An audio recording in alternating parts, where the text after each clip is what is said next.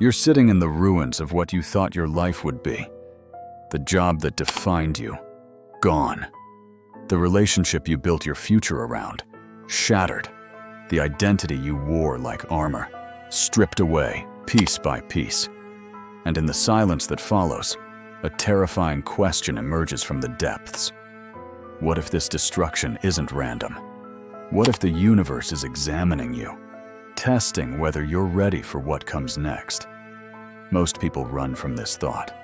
They scramble to rebuild the same prison they just escaped. But Carl Jung saw something different in these moments of collapse. He called them the necessary darkness before dawn, the universe's way of preparing you for a reality you couldn't handle before. There's an ancient pattern hidden in every breakdown, every loss, every moment when life tears away what you thought you needed. Jung spent his entire life mapping this pattern, descending into his own psychological abyss to understand why some people emerge from suffering transformed, while others remain trapped in the rubble of their former selves. He discovered something that modern psychology still struggles to accept. Your breakdowns aren't failures. They're initiations. The universe doesn't destroy you randomly. It examines you through specific trials, stripping away everything false until only the essential remains. Think about the last time your world fell apart. That relationship that ended brutally. That career that collapsed overnight. That version of yourself you can never return to. What if those weren't just painful chapters to forget? What if they were precisely calibrated tests, designed to reveal whether you were ready for the next level of your existence? We live in a culture that medicates away darkness, that treats suffering as a glitch to be fixed. We scroll past our pain, numb it with distractions, anything to avoid sitting with the uncomfortable truth. Sometimes, the universe needs to break you open to show you what you're really made of. Jung understood this because he lived it. In 1913, at the height of his career, he experienced what he called his confrontation with the unconscious, a period of psychological dissolution so intense that he questioned his own sanity. Visions, dreams, voices from the depths of his psyche. Most would have called it a breakdown. Jung called it his most important teacher. But here's what most people miss about these cosmic examinations. They follow a precise sequence. First comes the stripping away.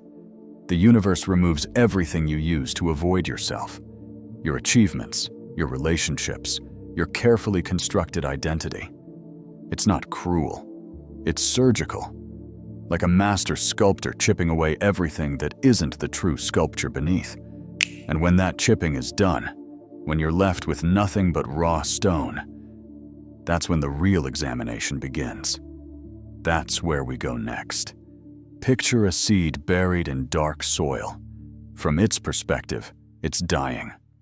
Everything it was is breaking apart, dissolving into nothingness. It doesn't know it's becoming something greater. It only knows the darkness, the pressure, the complete dissolution of its former self. This is where you are when the universe examines you. In that space between who you were and who you're becoming.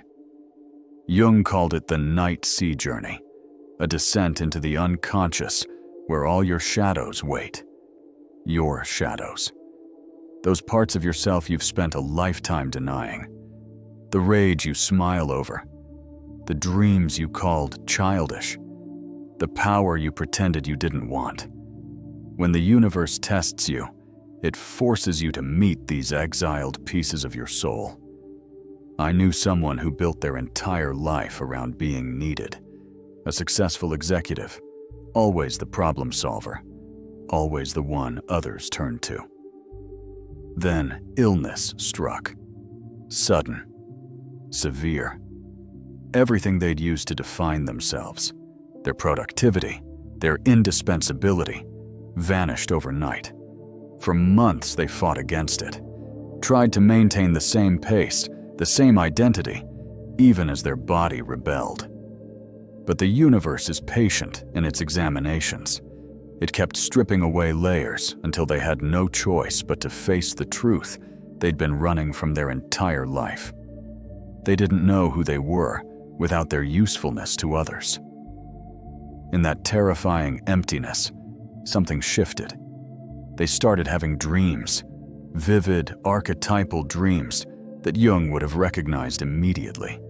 Dreams of dying and being reborn. Dreams of descending into caves and emerging with strange treasures. The unconscious was speaking, offering images of transformation. But transformation requires death first. Not physical death, ego death. The death of who you thought you had to be. Jung wrote, "The most intense conflicts, if overcome, leave behind a sense of security and calm that is not easily disturbed."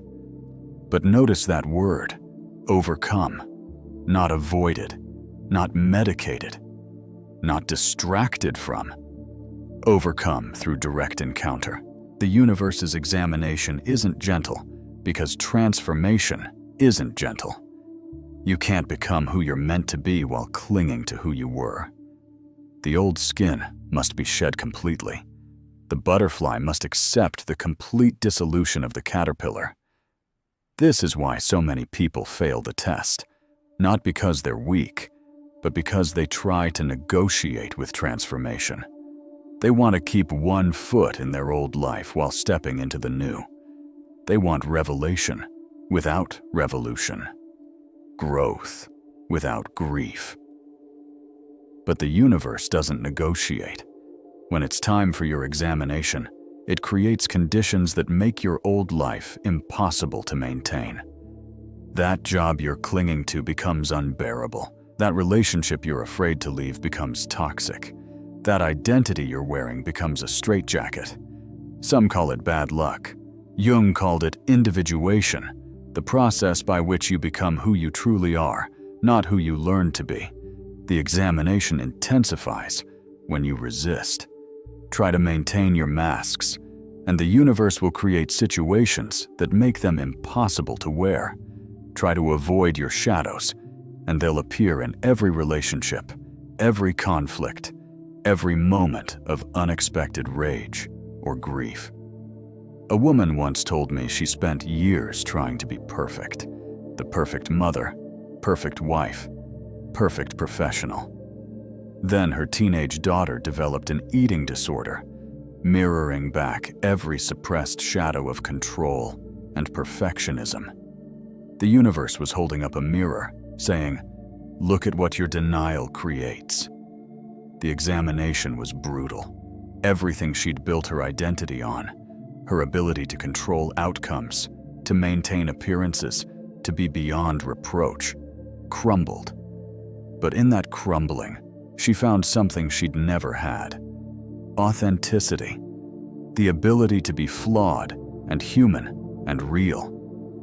This is the paradox of the universe's testing. It breaks you to remake you.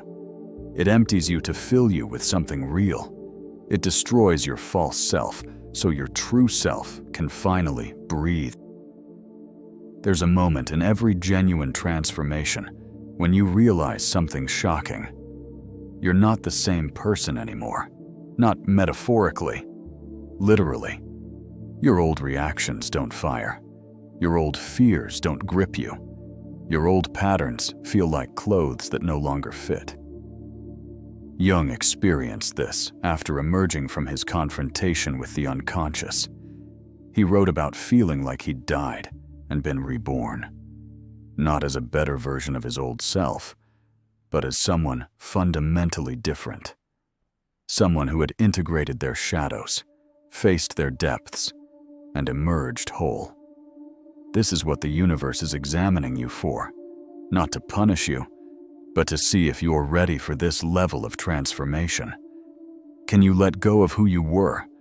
Can you sit in the uncertainty of not knowing who you're becoming? Can you trust the process, even when every cell in your body screams for the familiar? The realization hits different for everyone. For some, it comes in dreams, sudden knowing that the test is complete, that something has shifted at the cellular level. For others, it's a quiet morning when they realize they're no longer running from themselves. The anxiety that was their constant companion for years, gone. Not suppressed, integrated. But here's what Jung understood that we often miss. The universe's examination isn't a one-time event. It's a spiral.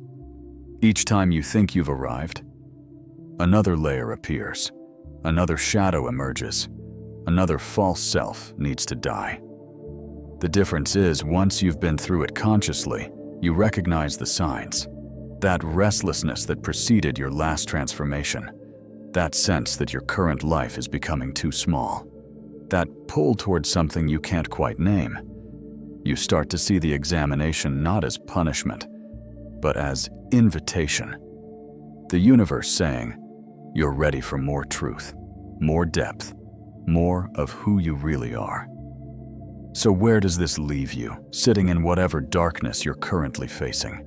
Whatever the universe is stripping away from you right now? What if it's not loss, but preparation? Your breakdown might be your breakthrough in disguise. Your dissolution might be your evolution beginning. The identity that's crumbling might be the prison you've been trying to escape your entire life. Jung's final insight was this: who looks outside, dreams. Who looks inside, awakes. The universe's examination forces you inside, into the depths where your true self waits. Not the self that learned to perform for approval. Not the self that shaped itself to fit others' expectations. The self that existed before the world told you who to be. That self is waiting in the darkness of your current trial, waiting for you to stop running, stop numbing, stop trying to return to a life that no longer fits. Waiting for you to realize that this examination isn't something happening to you, it's something happening for you. The universe doesn't test you to break you, it tests you to wake you. The question is, are you ready to pass through the darkness and meet who you're becoming on the other side? Or will you spend another lifetime running from the very transformation your soul is begging for? The examination continues either way, but only one path leads to who you really are.